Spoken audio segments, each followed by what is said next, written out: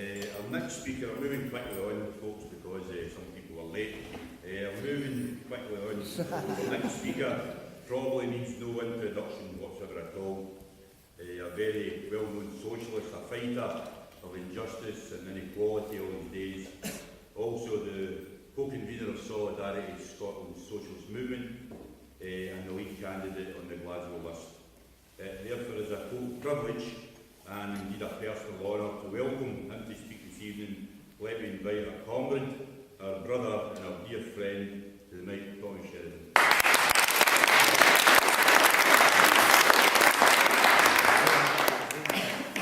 Thanks very much, Jim. Can I just say to Kayleigh, from the outset, there's a number of things I want to say about Kayleigh, but the first thing I want to say is I know how she feels. Because I sometimes don't know how to address my mom when she's at meetings. I call her Alice, her mom. So I know how you feel, Kayleigh, when your dad's chairing the meeting. Can I say the wrong thing to do? I'm not going to follow up with them personally. I've got a lot of respect for them. They're good socialists and trade unionists. I think tactically they were wrong. They were wrong to stand candidates. Because when standing candidates in the general election, they risked dividing the pro-independence vote. And that's precisely what happened, isn't it, in Dumfries? In Dumfries, where I had the pleasure to go down and speak in Annan on behalf of the local SNP candidate, a working nurse, an excellent candidate. And I went down there and I spoke to a meeting, must have been 200 or 300 strong. When the election result came in that night, that little shit, David Wendell, survived.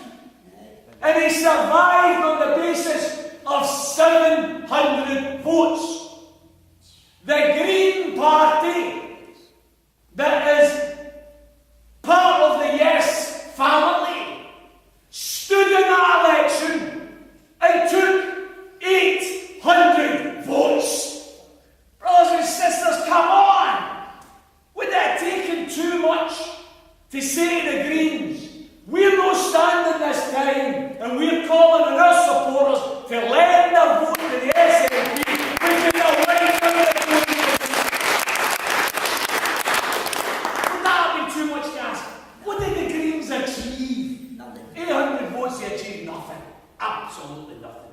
What could they have achieved? They could have achieved the victory of wiping every Tory off the electoral map. Yep. That was an opportunity missed. Brothers and sisters, that was last year. Solidarity put cause before party. That's what we did. This year, there is a different electoral system. And if you win votes first past the post, that undermines your votes that you get in the list system. That's what the proportional element's all about. In the city of Glasgow, I'll give you a concrete example, easy. Easy because the SNP are going to win all 9 of the constituencies in Glasgow. In fact, the truth is, and if you look at the latest poll out today, this is the 10th opinion poll since September last year that has put the SNP at a minimum of 50% and as high as 59% in the polls. All of the predictions are the SNP are going to win between 70 and 73 of the first past the post seats. That's just what's going to happen. Some people who are trying to, I think, engage in political gymnastics are saying, oh, but wait a minute, what if we can't believe the polls? It's convenient to try and use that argument. We're not just using the argument of the opinion polls, we're using the argument of the real polls. The real poll in May last year, and the real polls of every single by-election since last year. Every single by-election. It is without doubt the case that the SNP are going to romp home, and there's going to be a majority SNP government after May the 5th. That's clear. But if you look at a city like Glasgow, and you approximate the vote, 200,000 people vote SNP first past the post. They win all 9 seats. 200,000 people vote SNP in the list system.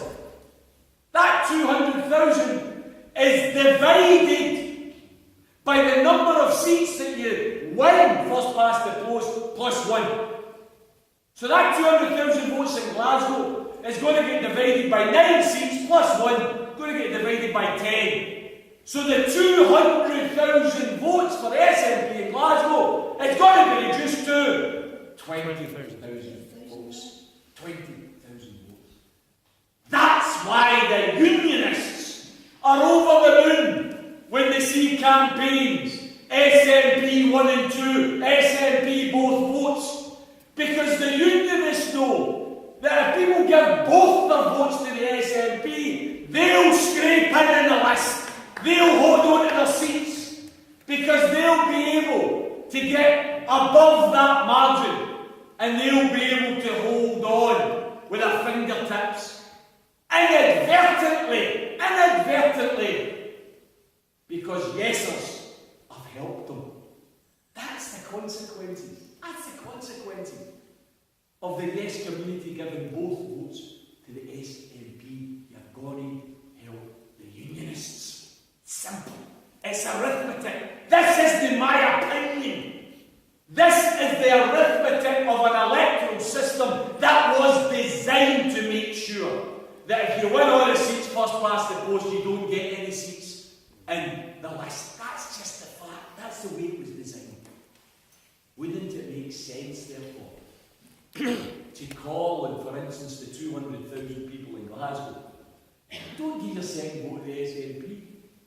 Give your second vote to Solidarity or one of the other pro-independence parties, and instead of Labour, the Liberals and the Tories get elected in Glasgow, Solidarity and the other pro-independence parties get elected in Glasgow. That's the reality. And that picture is the exact same across the whole of Scotland. The exact same across the whole of Scotland. That electoral system applies in all 8 regions. The SNP are on the verge of a complete wipeout first past the post. They're going to win all 73 seats. They, according to the polls, at the very, very most, based on 50 to 52% of the second votes, at the very, very most, they're saying they might win 4 list seats as well. Now, I've got to say this to you. In what planet does 50 to 52% of a vote result in only 4 seats? And what planet does that go about to a wasted vote? What planet? And even then, as people like Curtis and others are saying, that is based on Labour recovering. Labour recovers and might pop some of the SNP seats first past the post off. Where's the Labour recovery? There is no Labour recovery. That's why, brothers and sisters, we in Solidarity are fighting this election, not standing first past the post, hoping that people will vote for independence first past the post. We are calling only for the second vote. And we're calling for the second vote, and I'll finish on these 5 key demands. We want, first and foremost, to be elected to the Scottish Parliament so that we can introduce a private member's bill called Indy Ref 2.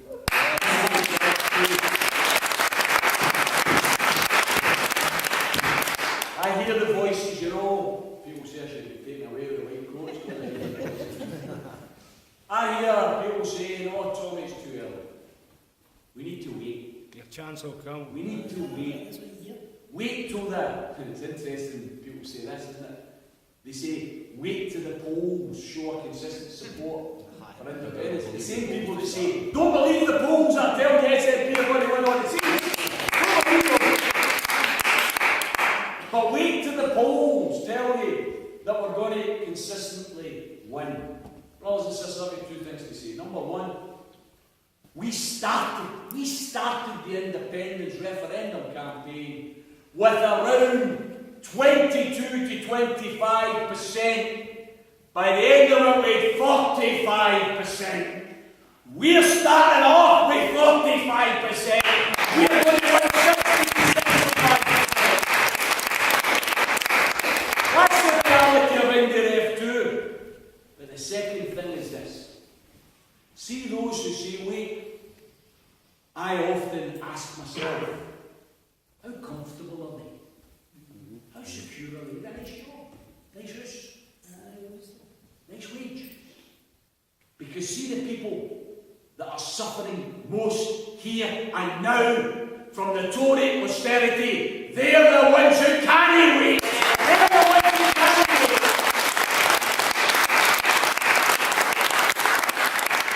And they're the ones that Solidarity wants to give a voice to. You see, if we're elected to that Scottish Parliament and the first thing we do is introduce a private member's bill for Indy Ref 2, what's the SNP going to do about it? What are they going to do? And they're going to say, no, we'll no support that. What do you support? Of course they're not. They're going to have to support it, by the way, they might amend it. I want Indy Ref 2 in 2018, that's what I want it. They might say, oh no, wait till 2020. Well, let's discuss it, let's debate it. But see, unless we're there, nobody's going to raise it. No. Nobody's actually going to raise it. That's why you need to send Solidarity representatives to the Scottish Parliament. You also have to send Solidarity representatives to the Scottish Parliament because I think we need a wee bit of steel in there. A wee bit of steel that reminds the SNP. By the way, you won a marvellous victory last year. 56 out of 59 seats. Absolutely incredible. That was a mandate for independence. That was a mandate. That was a mandate to get rid of nuclear weapons. I'll tell you what else it was a mandate for. It was a mandate to defy austerity.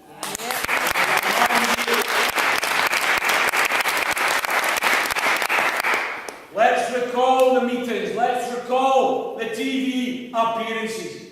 That election was fought on opposition to Tory austerity, to Tory cuts. The SNP says, vote for us, we are the anti-austerity party. I backed them on that basis. I backed them on that basis, and I bet millions of people backed them on that basis. The point is this, brothers and sisters. We know, we're no daft. We know the Scottish Parliament doesn't want to cut the budgets of the 32 local authorities across Scotland. We know that. Don't try and teach us to suck eggs. We know that the Westminster Parliament is cutting the amount of money available to the Scottish Parliament, which means there's less money available for the local authorities. We know all of that. That's not the point. The point is this. If you're anti-austerity, then don't pass on the cuts. The cuts now. If you're anti-austerity, then surely it's now the time for the Scottish Parliament to unite the 32 local authorities in Scotland, to unite the trade union movement in Scotland, and to stand up and say loud and clear, you bunch of ratbags in Westminster, you don't have a mandate for your cuts. For what's happening?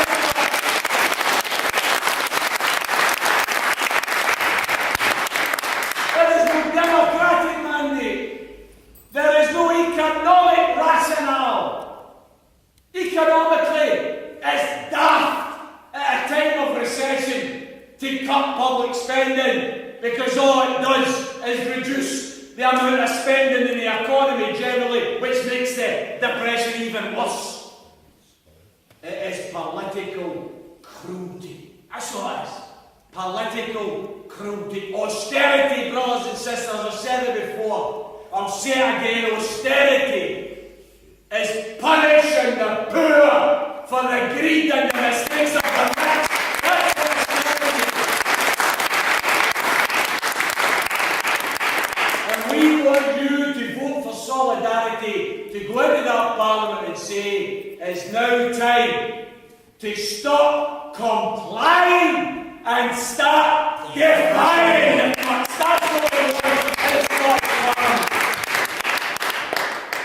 We also want you to vote for us so that we can be absolutely crystal clear that this country of ours is not for environmental ruin by any of us or any other fracking company.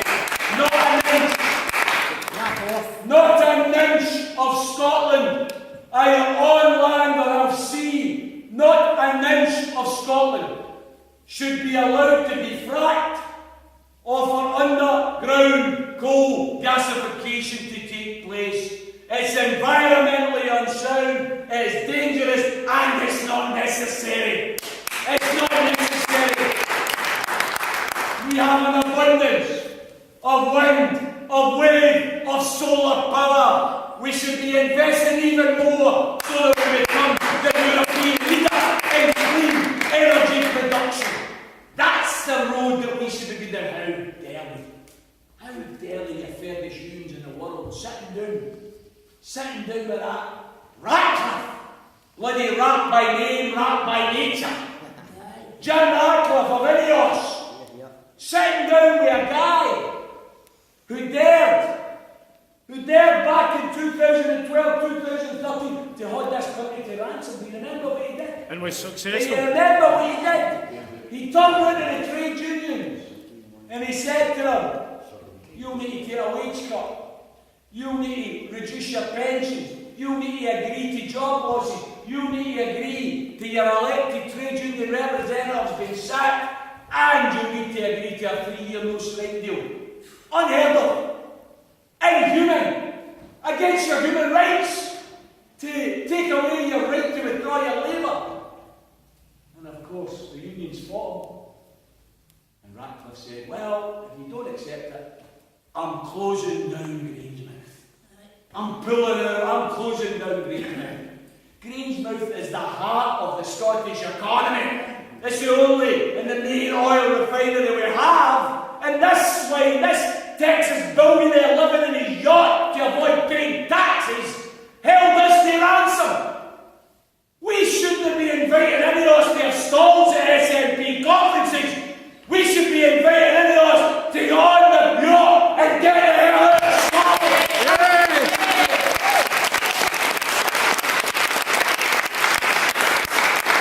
Absolute disgrace that you have an oil refinery and it's owned privately.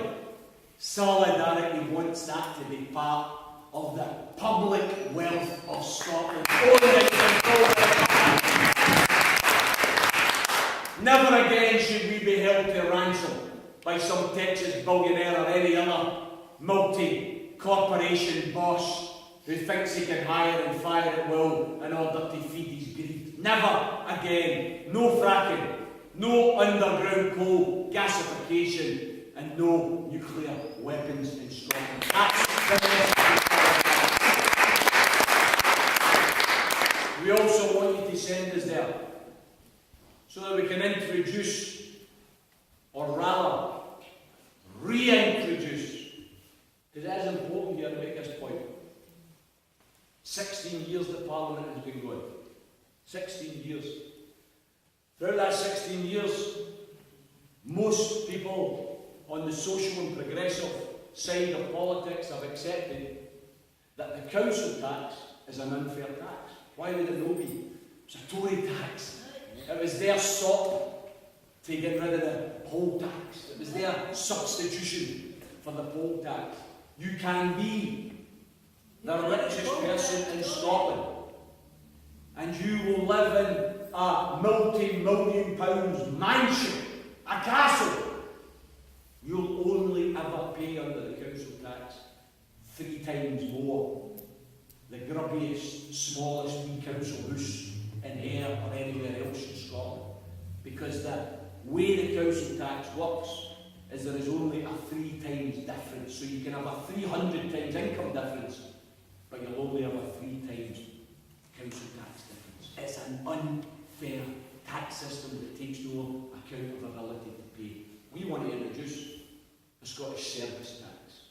A Scottish service tax that introduces 5 new income tax bands. First band is 0 to 10 grand a year. 0 to 10 grand a year. The tax band is 0. Automatic exemption. They filling in all these forms that they force our pensioners to fill in. Means-tested forms, embarrassing, undignified. That's why people don't claim so many benefits, particularly the pensioners. Because they're embarrassed. Well, they'll no need to fill any forms in under the service tax. They'll be automatically exempt, and over 80% of pensioners won't pay a single penny.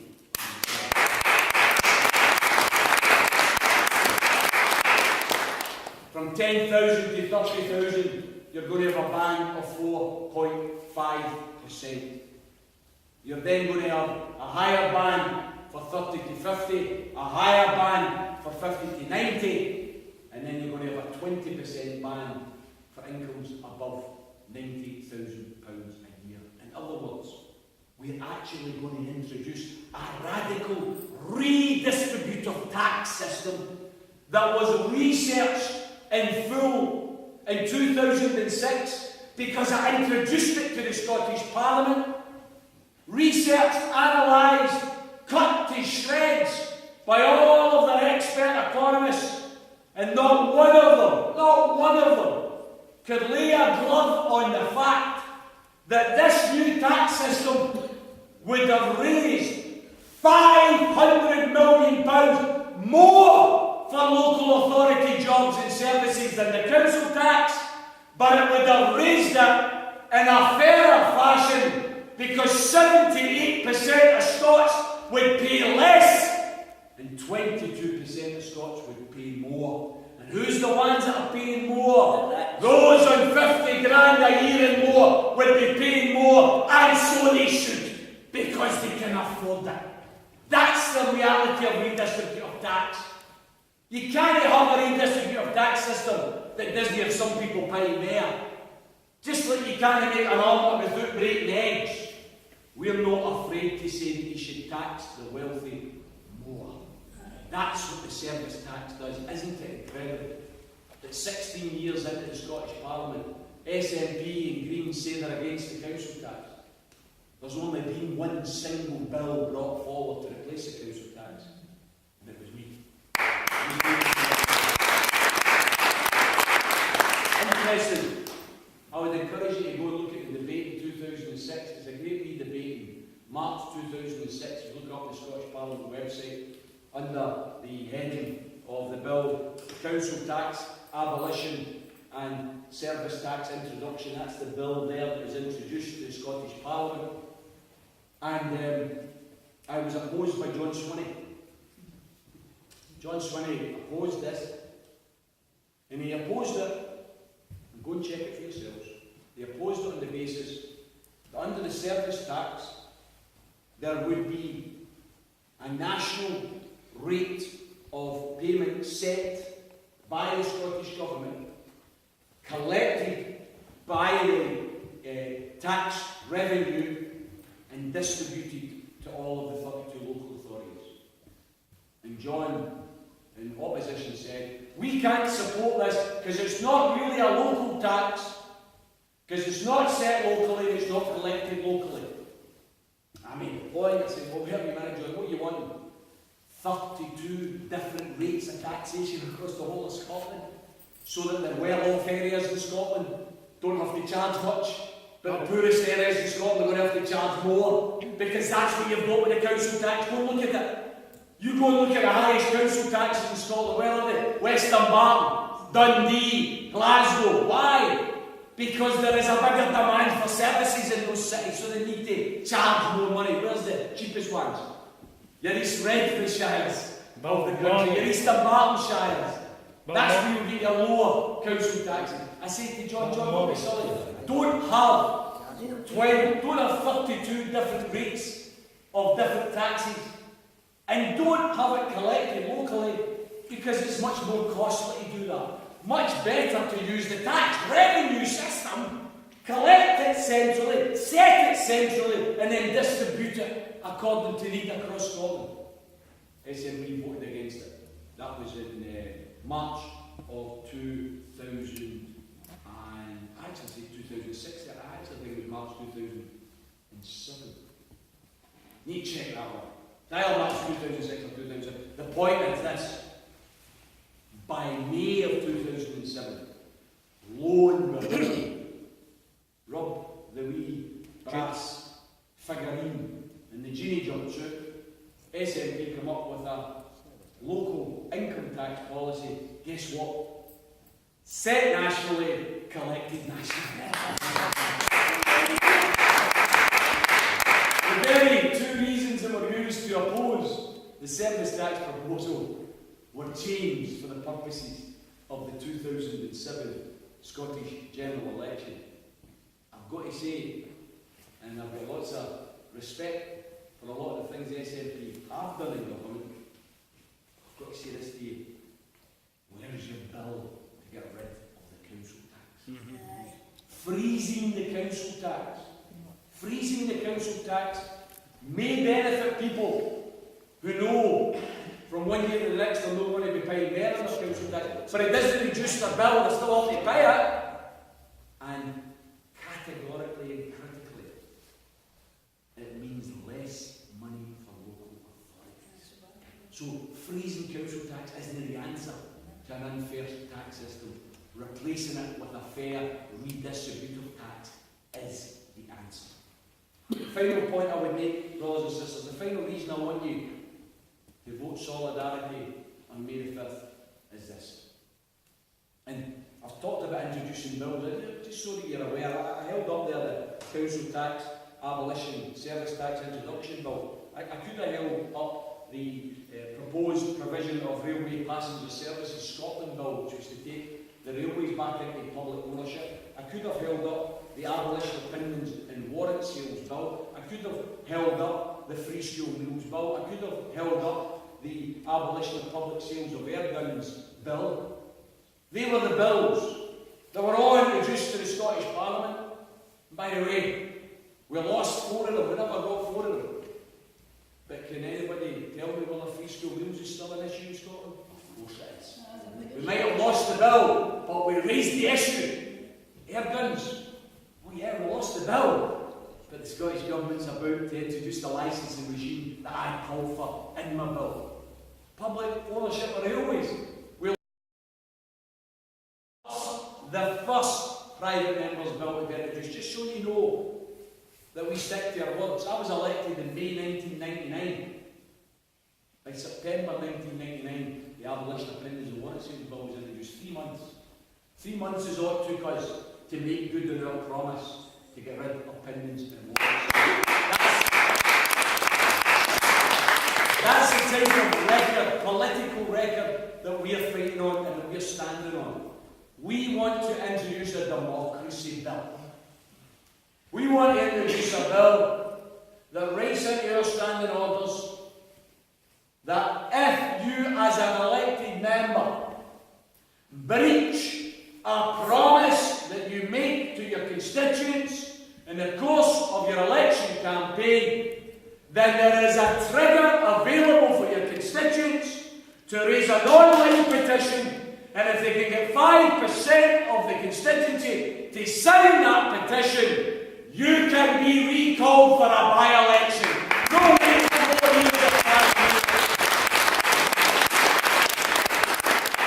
We're fed up with MSP saying vote for us and we'll vote to save the local hospital, only to see them vote to close the local hospital a couple of months later.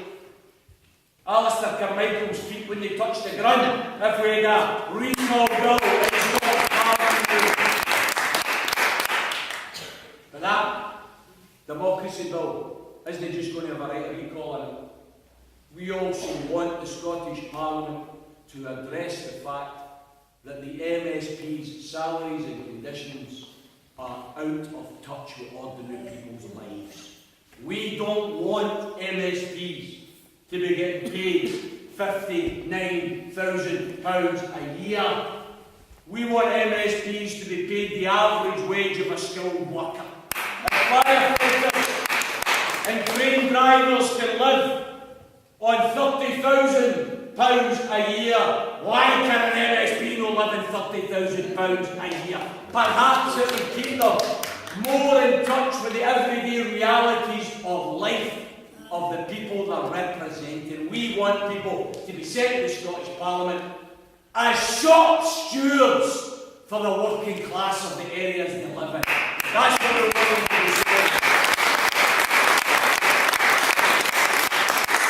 do. Final feature of this democracy bill. I'm finishing this, I promised you, I'm sorry. The final provision in this democracy bill that we're going to introduce. And some people say, Tommy, it's not really that important, is it? Well, given the statistics that Kayleigh gave you tonight in terms of fuel poverty, in terms of food banking, yeah, okay, it's not up there as a priority. But do you know what?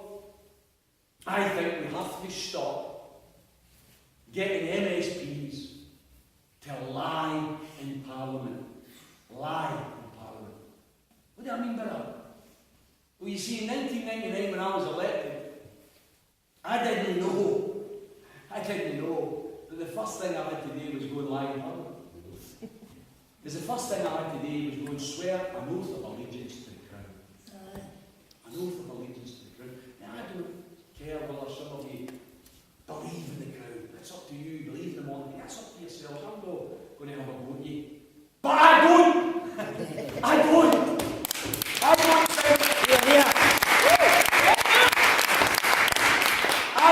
think anyone who's not elected, is not accountable, cannot be kicked out by the people, should have any say in my life. That's what I think.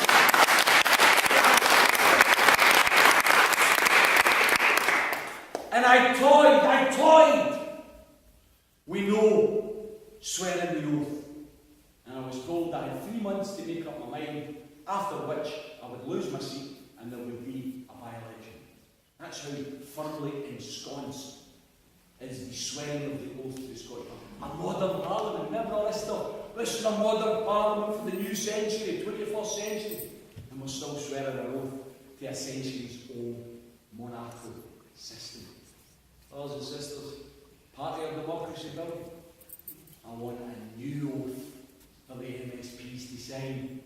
I want the MSPs to go and swear an oath to the people of Scotland as the Scottish people.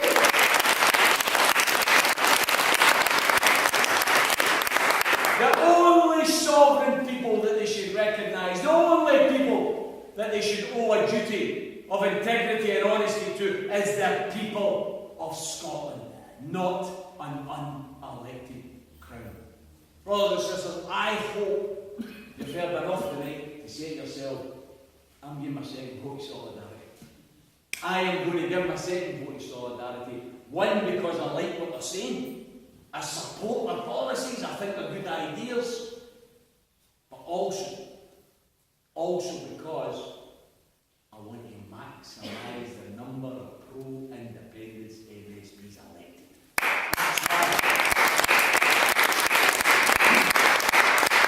That's why we're going to use our second votes across the whole of Scotland to send a message loud and clear to that Westminster Parliament. You may have won the battle in September, but you have not won the war. Our dream lives on in our hearts, and we will be free. We will build a new and a better Scotland, and independence for us isn't the end. It's only the beginning of the journey to transform Scotland into a better country.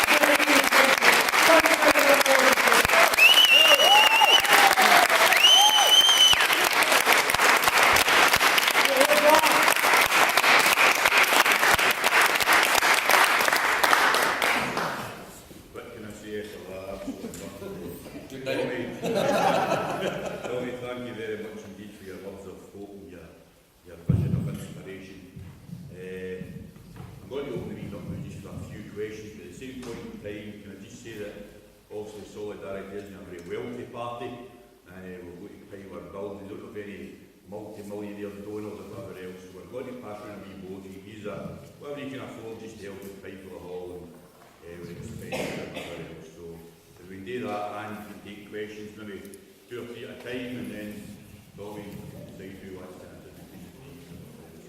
So if anyone's got any questions,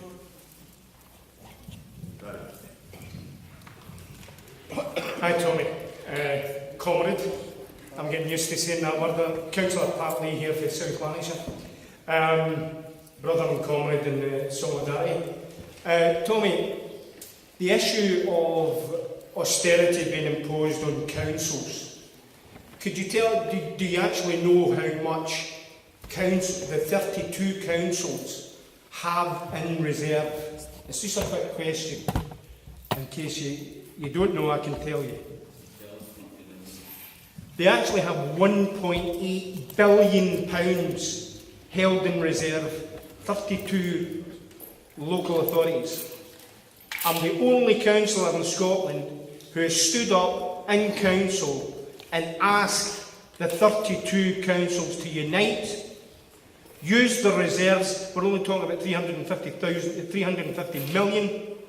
If they put their heads together and cooperate together, they could mitigate the austerity cuts being imposed on us right now. And at the same time, those 32 councils could be uniting together and pressurising Holyrood to pressurise Westminster. That's not happening. What's happening in Scotland right now is the blame falls at Holyrood. The cause is Westminster, and that has to be put out in public.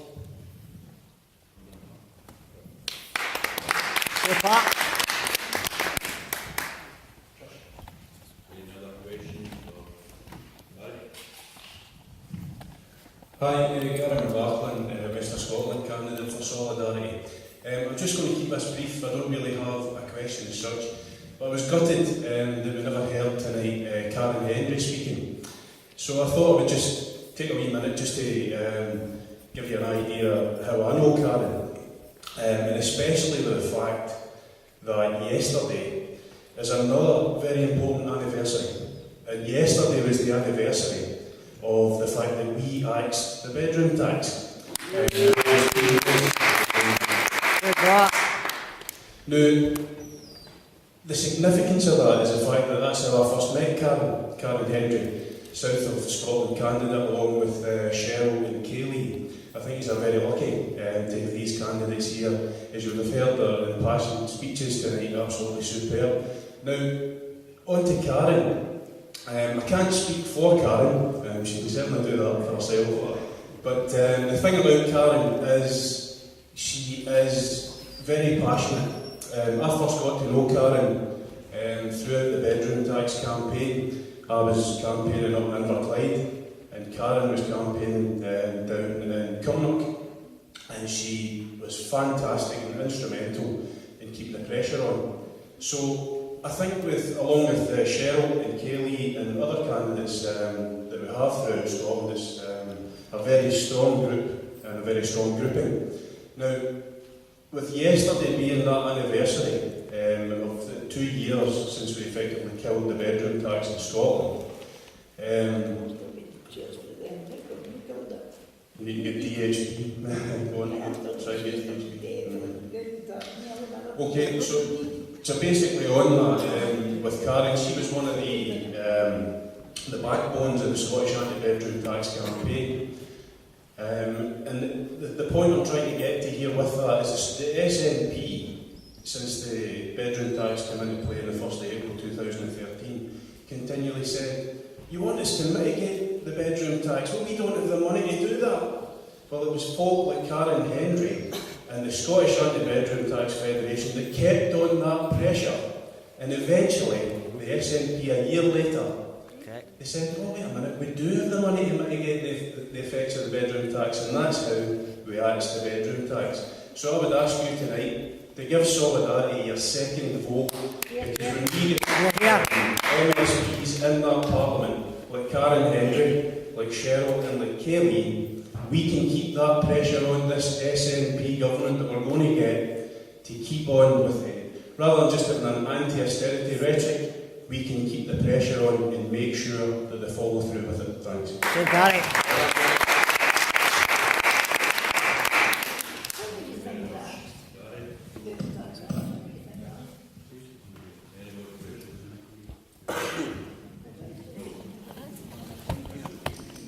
Okay, folks, Rajesh. Sorry. Oh, sorry, Gary. You go. Pardon, sorry, I didn't see this. I was going to ask, obviously the upcoming TTIP negotiations, I would ask Solidarity as well going the anti-aesthetic parties to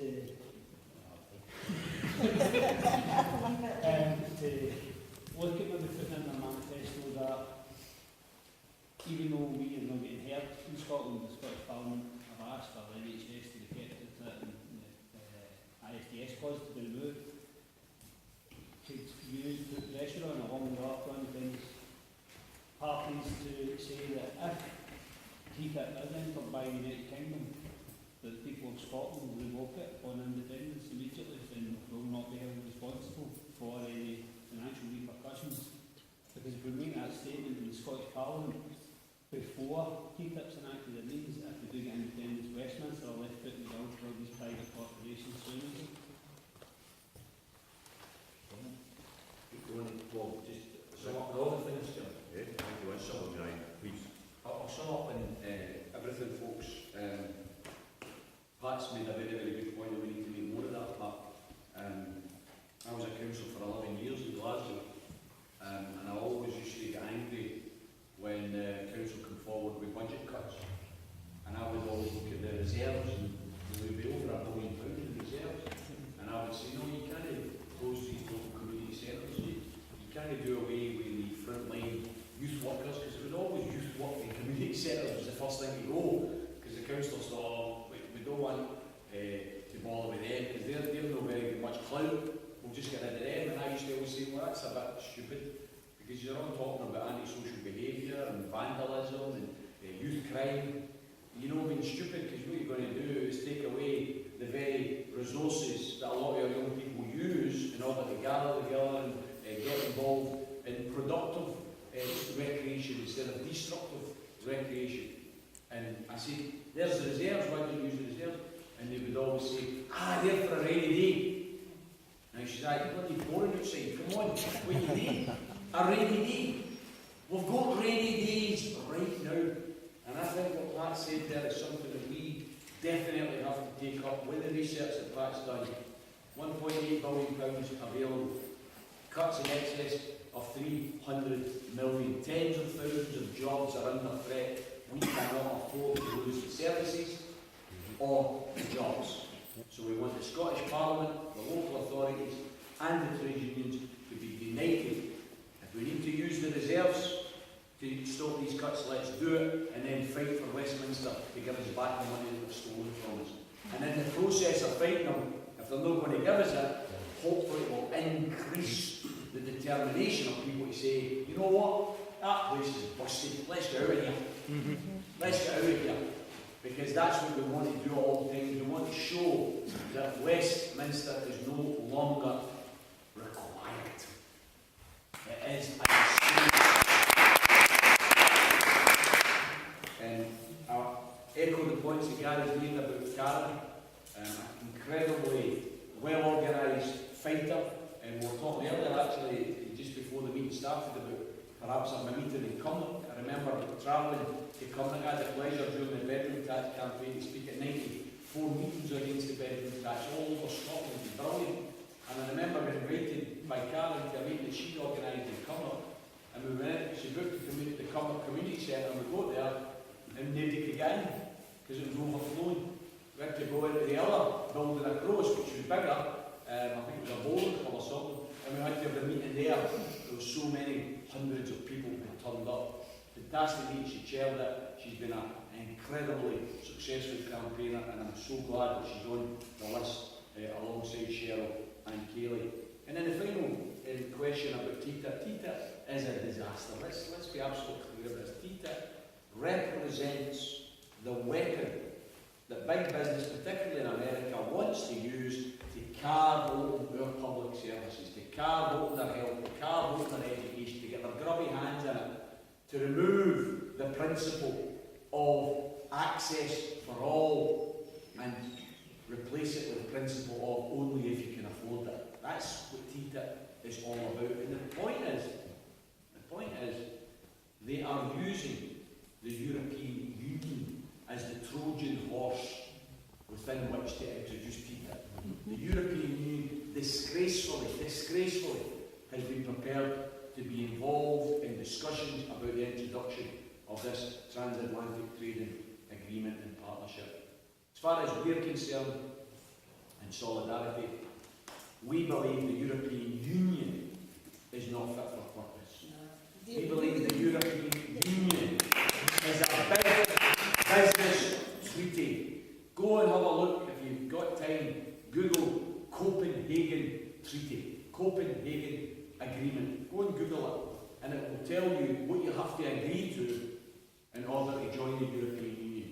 You first must have a free market economy, you must agree to promote the free market economy, you must agree to defend the free market economy. So in Scotland, if we as a people decided, you know what, we think shipbuilding and steelwork should be publicly owned, we think, as is in our manifesto, that we should replace private reliance on pharmaceuticals with a public pharmaceutical corporation that actually supplies a publicly owned health service.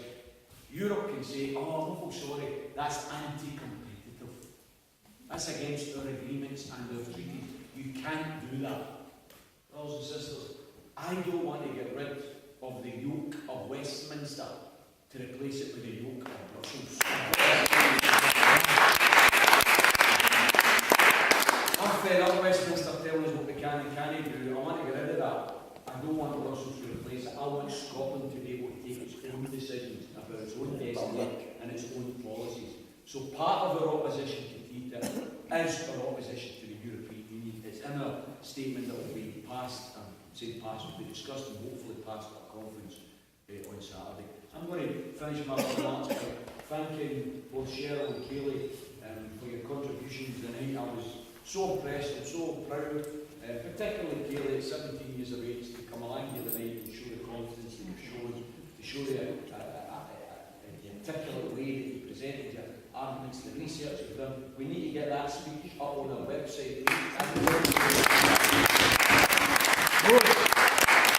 Both of them. Along with other tendrils we've got talking about. Eddie travels 6 with his feet up all day. But please do that, brothers and sisters. And if you're not already a member of Solidarity, please consider joining us. If you don't want to join us, please consider voting for us and asking your friends and your family to vote for us. We've got one chance here, folks. We've got one chance. Let's not wake up on May the 6th and think, oh, shame, that the bloody unionists will get back into the Scottish Parliament. Let's wake up on May the 6th and say, yeah, beauty of electorally annihilating the unionists. Let's do that.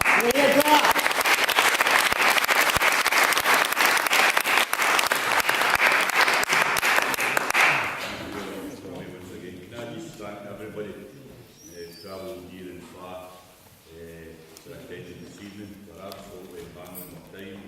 1 minute to go, so I'd like to thank John Clark for doing the video, and can also say a special thank you and heartfelt thanks to Trish for making such a special night. Thank you very much, Trish.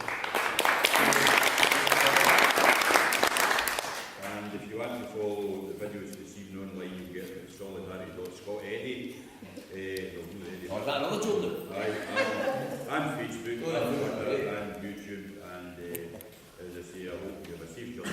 Thank you so much.